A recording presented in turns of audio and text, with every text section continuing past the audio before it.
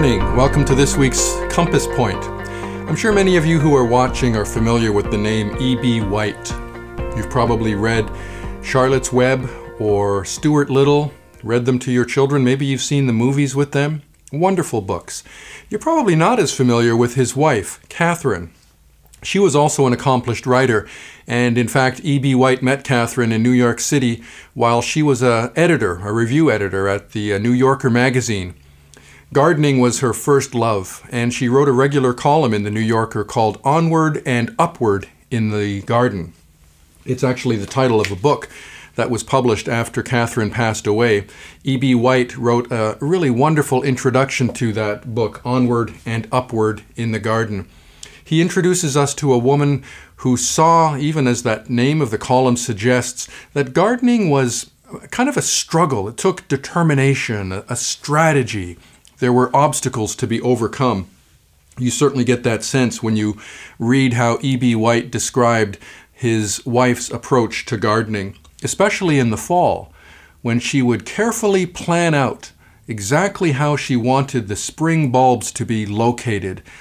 And she, as E.B. White wrote, would have a pre-selected date every fall. Didn't matter what the weather conditions were like, that was the day.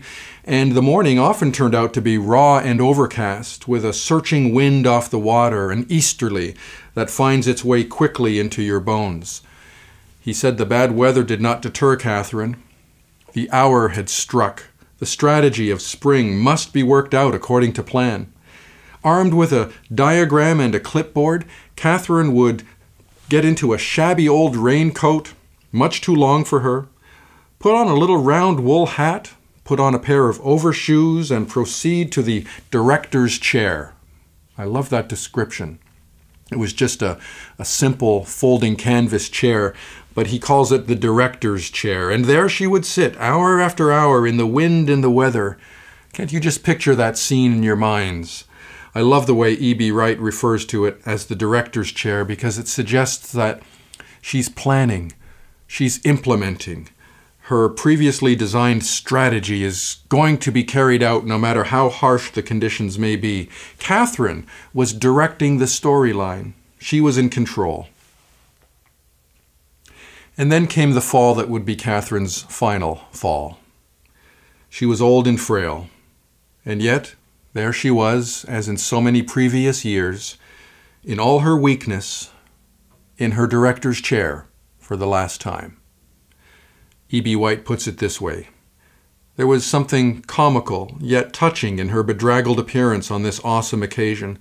The small, hunched-over figure, her studied absorption in the implausible notion that there would be yet another spring, oblivious to the ending of her own days, which she knew perfectly well was near at hand. There she sat with her detailed chart under those dark skies in the dying October, calmly plotting the resurrection. I love that last line, calmly plotting the resurrection, because of the way it affirms yet again that Catherine was the one directing the storyline here, not the harsh realities of the wind and the rain, not even the reality of her impending death. In fact, the work that she was doing under those dark October skies would continue to adorn the world with beauty and love long after she was gone. Spring after spring, the bulbs that she planted would signal yet another resurrection, the victory of life. All of this suggests that the wind and the rain, the impending weather of winter with all of its harshness and oppression, even the frailty of the human condition, the reality of death, none of this has the final say.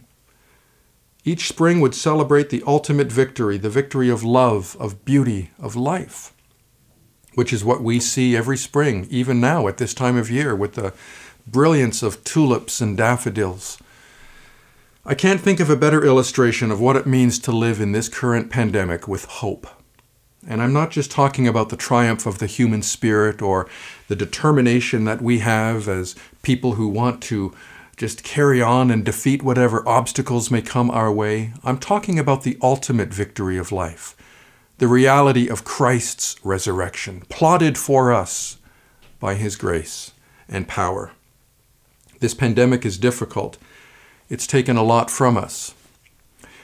And yet we live as people who can take our place in a director's chair, as those who sit in the name of the one who is the resurrection and the life, and stare whatever adversity we face square on, and meet it with all of its challenges as those who are confident and who know that the victory of Christ is also ours. We too can plot the resurrection because we lean into the life and power of what Christ has done for us.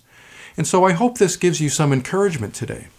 I hope that you know that in spite of all of the difficulties we face, we can be people of hope and beauty and love and life. We can imagine these new realities that Christ has already created for us and even have a hand in making these new realities possible because He is working in us and through us. The ultimate director uses you and me to help bring life and beauty into this world.